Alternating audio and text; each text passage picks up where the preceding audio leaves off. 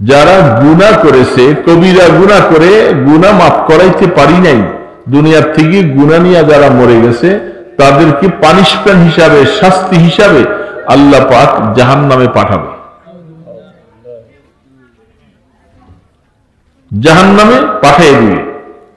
জাহান্নামে যাইয়া জ্বলতে জ্বলতে জ্বলতে জ্বলতে এই গুনাহ যখন জ্বলে শেষ হবে, আল্লাহ পাক আল্লাহ রসুলকে বলবেন, আপনি ইশফা তুশফা, ওগো রসুল আপনি সুপারিশ করেন, আপনার সুপারিশ কবুল করা হবে। তখন আল্লাহ রসুল তিনি নবুয়তের প্রকাশ দিয়া জাহান্নামের দিকে তাকাবে, তাকাইয়া দেখবে কোটি কোটি রসুলের উম্মত গুনাহ কবিরা করে জাহান্নামের মধ্যে জ্বলতেছে। আল্লাহর হাবিব ফরমান, বুখারী আলাইহির রাহমা হাদিস বলতেছেন, জাহান্নামের দিকে রসুল নজর করে দেখবে, জাহান্নামের আগুনের আলো আর ঈমানের নূরের আলো দুইটার মধ্যে বেশ কম হবে। সব জায়গার মধ্যে আগুন জ্বলতে থাকবে। আল্লাহ রসুল বলে শুধু কপালটার মধ্যে, সেজদার জায়গাটার মধ্যে আগুন জ্বলবে না।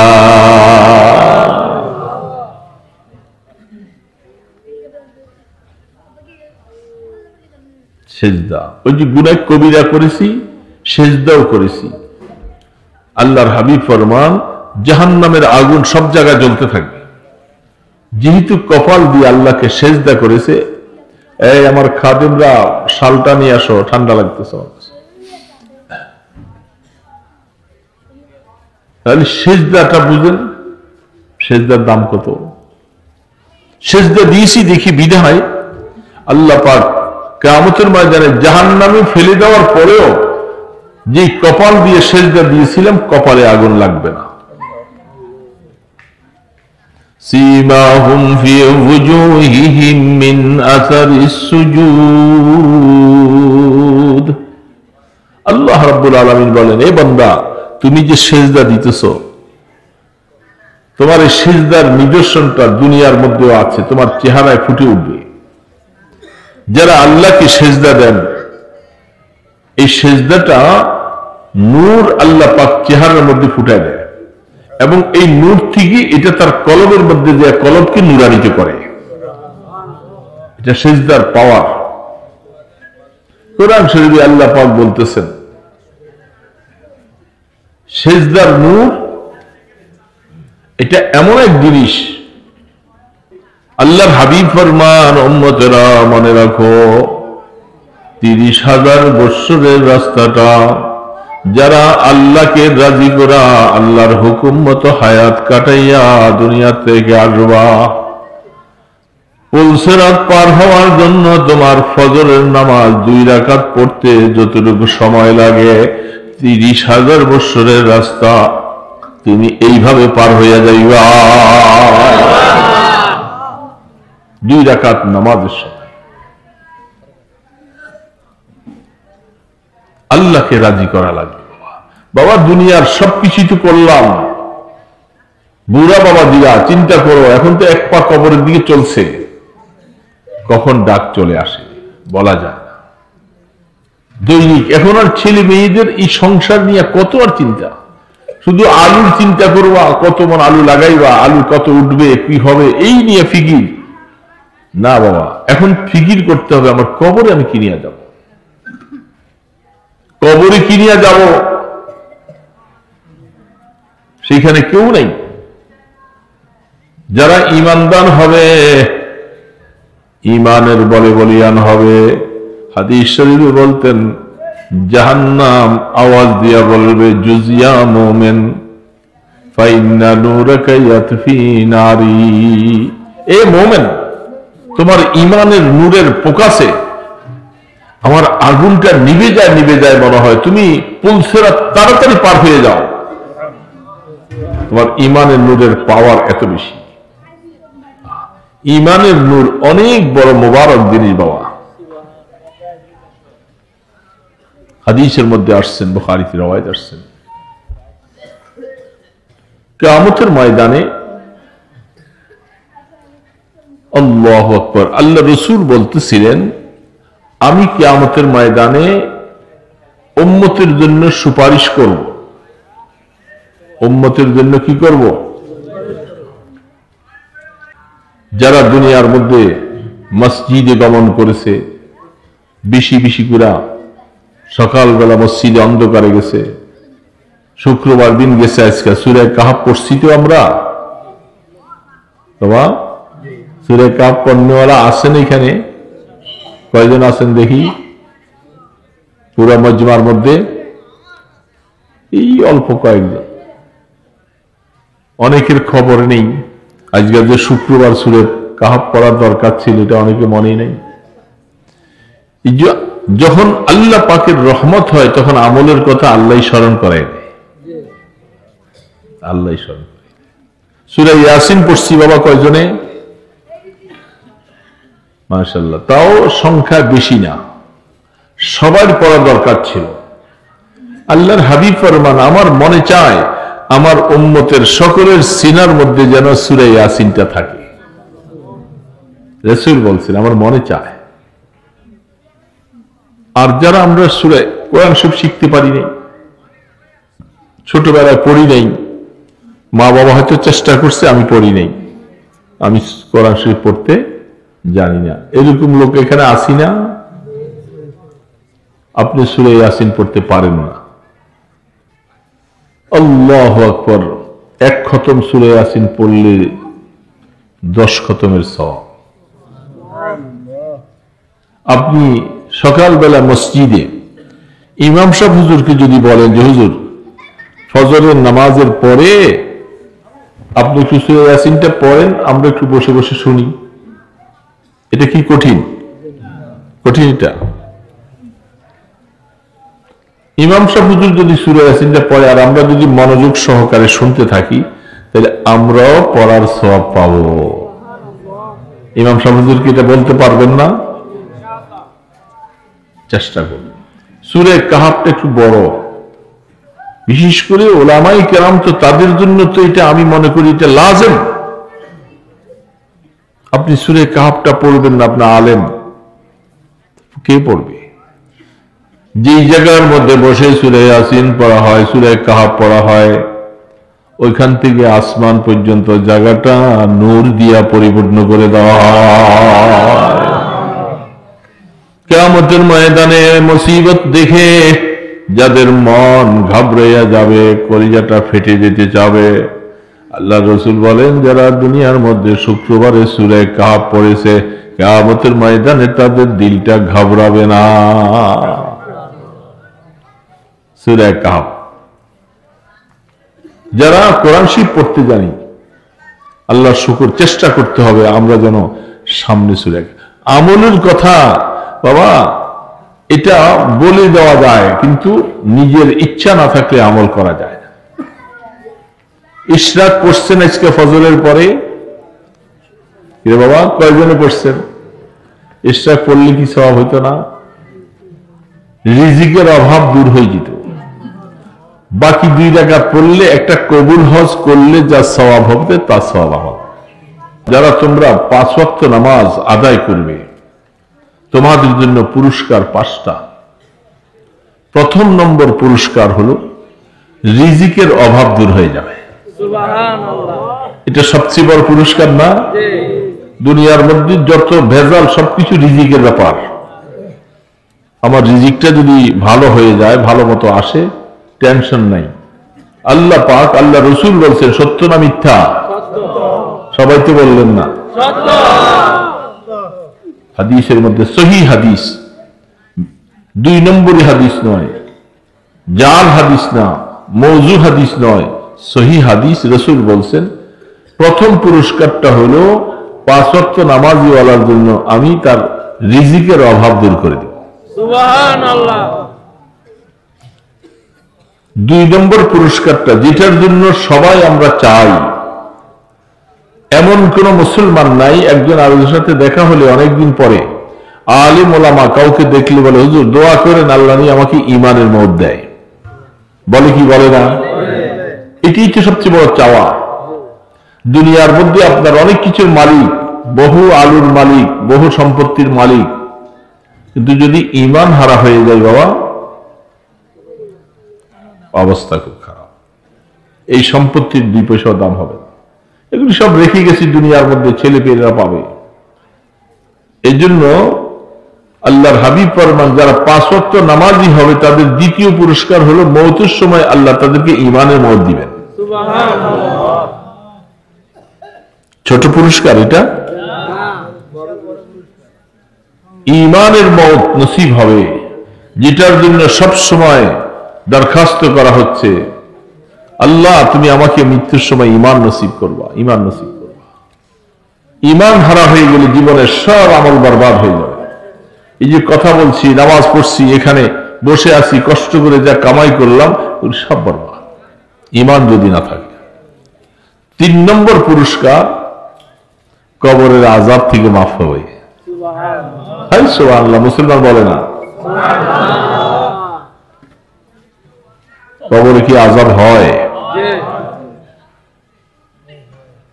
যারা নামাজি হবে, আল্লাহর হাবিব ফরমান, তোমাকে 3 নম্বর পুরস্কার হলো যখন তুমি কবরে যাইবা তোমার কবরে আযাব হবে না।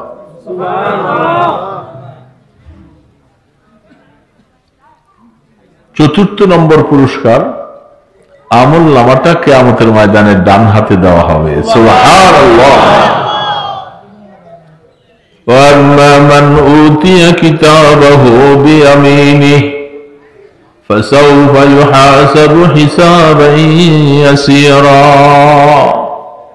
আল্লাহ পাক বলতেছেন কোরআন শরীফে, কিয়ামতের ময়দানে আমল নামা যার ডান হাতে আসবে। কোন হাতে বাবা? ডান হাতে। আমল নামা ডান হাতে আসবে। আল্লাহ পাক বলেন তাদের হিসাবে কোনো কড়াকড়ি নেই, সহজ। আমল নামা ডান হাতে আসে আর বলে যে বান্দা তুমি যাও, ফুলসরাতে উঠো, ফুলসরাতে উঠো, জান্নাতে চলো।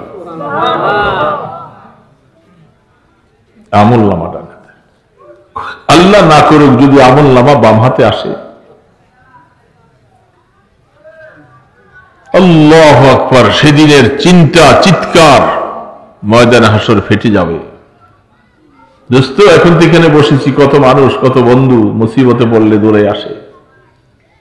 আল্লাহ না করুক যদি আমল নামাটা বাম হাতে আসে, বলা হবে ইকরা কিতাবাক, এই বেটা দুনিয়ার মধ্যে যে কি করছো আমল নামা পড়ো। সে বলবে যে আল্লাহ আমি তো পড়তে পারি না।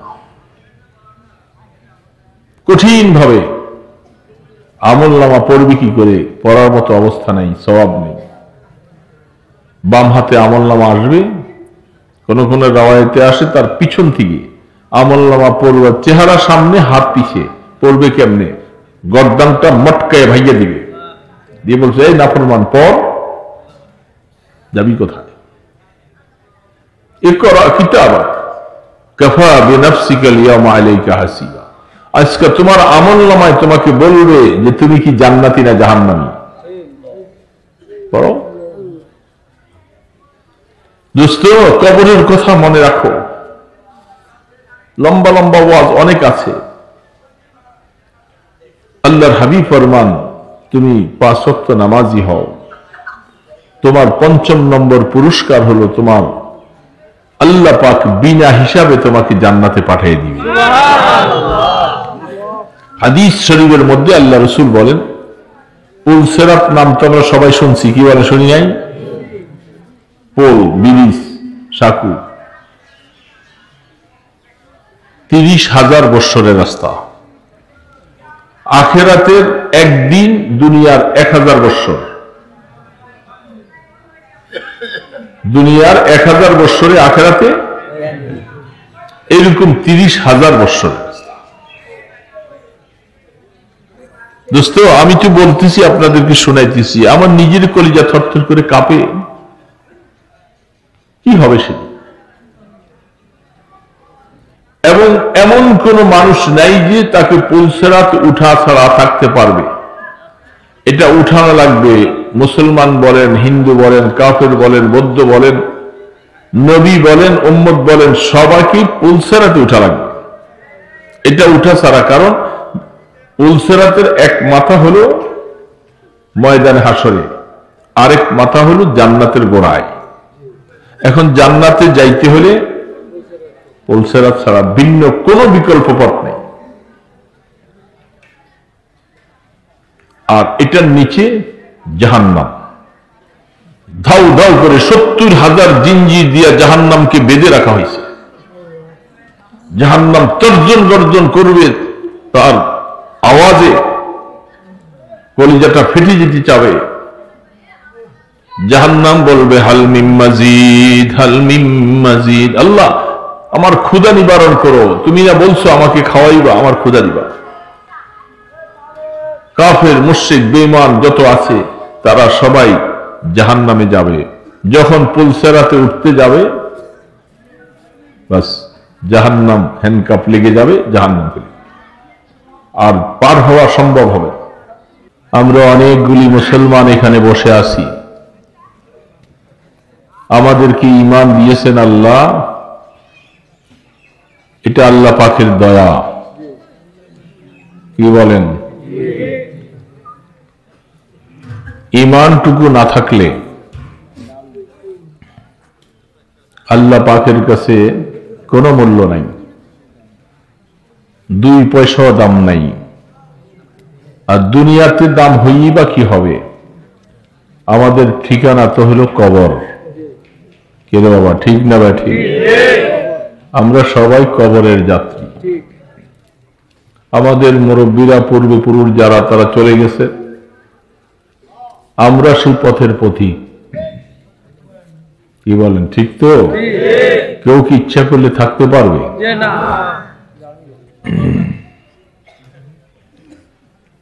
সেইখানের হালাতগুলি কোরআন এবং হাদিসের মধ্যে ভরপুর। কবরের হালাত, ময়দানে হাসরের হালাত, জান্নাতের অবস্থা, জাহান্নামের বয়ান, পুলসিরাত, এগুলি সব আল্লাহ পাক কোরআনে বিস্তারিত বয়ান করেছেন। আমাদেরকে অল্প কয়েকদিনের জন্য আল্লাহ পাক এইখানে মুসাফির হিসাবে পাঠাইছে। কি বলে, আমরা মুসাফির? স্বীকার করবেন না? আমরা আবার মুসাফির হলাম কেমন? আমাদের ঘর আছে, বাড়ি আছে, ছেলে সন্তান আছে, আবার কেমনে মুসাফির? আল্লাহু আকবার। এই ছেলেরা বৈশা বৈশা করে বাদাম খাইতেছে, বৈশা বৈশা। জীবনে আর খাও নাই বাদাম? সময় পাইছো তো বৈশা বৈশা বাদাম খাও। ওয়াজ শুনতে তো আসো নাই, বাদাম খাইতে আসছো, কি কও? হিদায়াতের কথাগুলি দিলের কানে শুনতে হয়। দিলটা যদি হিদায়াতের কথার দিকে না রাখে, তাহলে হিদায়াত ঢুকে না। কান তো গরু ছাগলের, ভেড়া বকরিরও আছে, মানুষেরও আছে, তো বেশ কম আছে না? মানুষের কান আর জানোয়ারের কান তো একরকম না।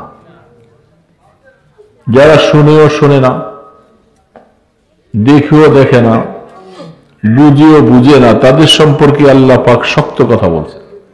তারা চতুষ্পদ জন্তুর থেকে আরো নিকৃষ্ট, চতুষ্পদ জন্তুর থেকে খারাপ।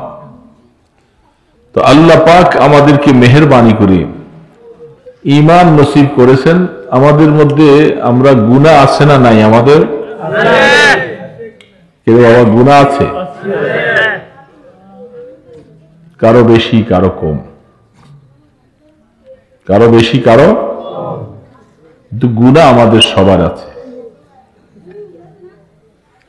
হাদিসের মধ্যে আসছেন, বুখারী শরীফ আজকে সকালেও দেখেছি, ইমাম বুখারী রাহমাতুল্লাহ আলাইহি হাদিস পেশ করেছেন। তিরমিজি শরীফে হাদিসটা বয়ান করেছেন, মিশকাত ওয়ালা আনছেন। শাফাআতি লি আহলিল কাবায়ের, আমার উম্মতের মধ্যে কিয়ামতের ময়দানে এমন মানুষ যারা দুনিয়াতে কবিরা গুনাহ করছে। কি গুনাহ করছে বাবা? কবিরা গুনাহ করছে। সেই কবিরা গুনাহ থেকে তওবা করতে পারে নাই। কবিরা গুনাহ তওবা না করলে মাফ হবে না। আর সগীরা গুনাহগুলি নামাজের দ্বারা, রোজার দ্বারা, ওযু করার সময় পানির সাথে সগীরা গুনাহগুলি আল্লাহ মাফ করে দিবে। আর কবিরা গুনাহ মাফ হওয়ার জন্য তওবা শর্ত। তওবা কাকে বলে বাবা? আত-তাওবাতু হুয়া নাদাম। তওবা বলা হয় শরীয়তের ভাষায় স্বীকার করা যে আমি যে গুনাহটা করছি আল্লাহ আমি আর করব না, এটার নাম তওবা। নামাজ পড়ি নাই, এখন থেকে স্বীকার করলাম যে আমি নামাজ পড়ব। রোজা রাখি নাই, এখন থেকে স্বীকার করলাম আমি রোজা রাখবো। মিথ্যা কথা বলতাম, মিথ্যা কথা আর বলবো না। মানুষের গীবত করেছি। গীবত বুঝেন তো? কি বলে আপনাদের দেশে? গীবত। ঘি আর ভাত দুইটা মিলে গীবত। কি বলেন? হ্যাঁ, ঘি আর ভাত। গরম ভাতের সাথে ঘি মিলাইয়া খাইতে খুব স্বাদ লাগে। এই জন্য গীবতটাও মানুষের কাছে খুব স্বাদ, মজা। এক জায়গায় বসে বসে একজনের খুব বদনাম গুলি গাইতেছে, কি মজা লাগতেছে তার কাছে, আরেকজনের নামে খুব বদনাম হইতেছে। এটার নাম গীবত। কঠিন গুনাহ। কোরআন শরীফ বলতেছেন তুমি কারো বদনামি করলা, তার পিছে সেই মৃত্যু ভাইয়ের গোশত যেন চাবাই চাবাই খাইলা। গুনাহ কবিরা। যার গীবত করেছো, বাবা অল্প কথা বলবো, আমি লম্বা চূড়া কথা বলবো না, শারীরিক অসুস্থ। আমরা কতগুলি গুনার সাথে জড়িয়ে আছি। আমিও ওয়াদা করবো ইনশাআল্লাহ, কান ধরে বলবো আমিও গুনাহ করব না। আপনারা বলেন যে আমরা করব না।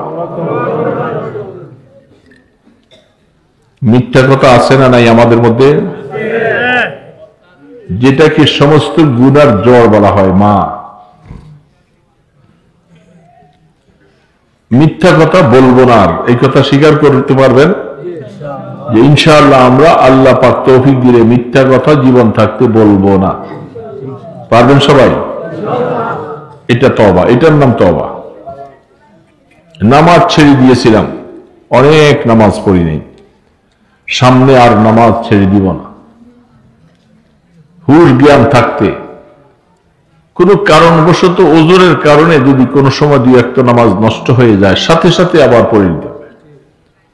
এই জন্য আজকের থেকে সমস্ত যুবক বাবাজিরা তোমরাও স্বীকার করো, ওয়াদা করো আমরা নামাজ ছাড়ব না। আল্লাহর হাবিব রাহমাতে দো আলম মুহাম্মদ রাসূলুল্লাহ সাল্লাল্লাহু আলাইহি ওয়াসাল্লাম তিনি বলেন, 5 ওয়াক্ত নামাজ যারা কম্পালসরি আদায় করবে পুরস্কার 5টা। কয়টা পুরস্কার?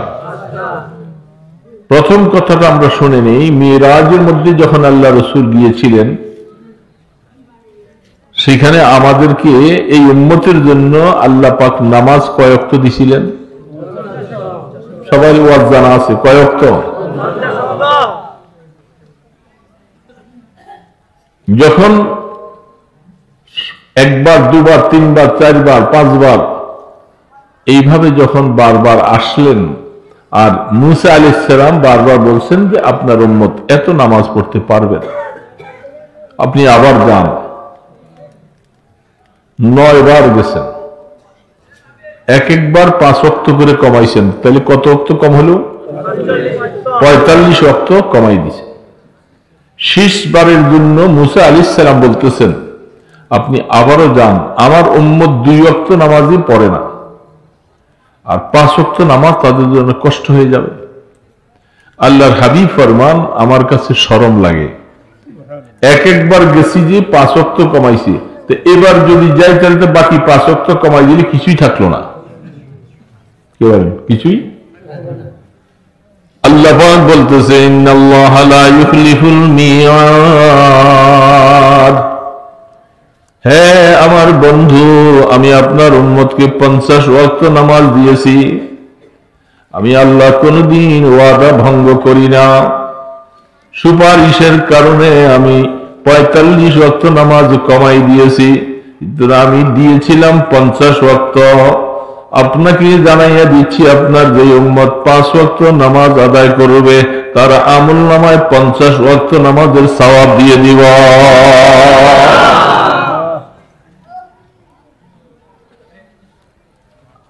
50 ওয়াক্ত নামাজের সওয়াব পাওয়া যাবে। দুরূদ শরীফ পড়ি সকলে। আল্লাহুম্মা সাল্লি আলা মুহাম্মাদ ওয়া আলা আলি মুহাম্মাদ কামা সাল্লাইতা আলা ইব্রাহিম ওয়া আলা আলি ইব্রাহিম ইন্নাকা হামিদুম মাজিদ। اللهم بارك على محمد وعلى آل محمد كما باركت على إبراهيم وعلى آل إبراهيم إنك حميد مجيد।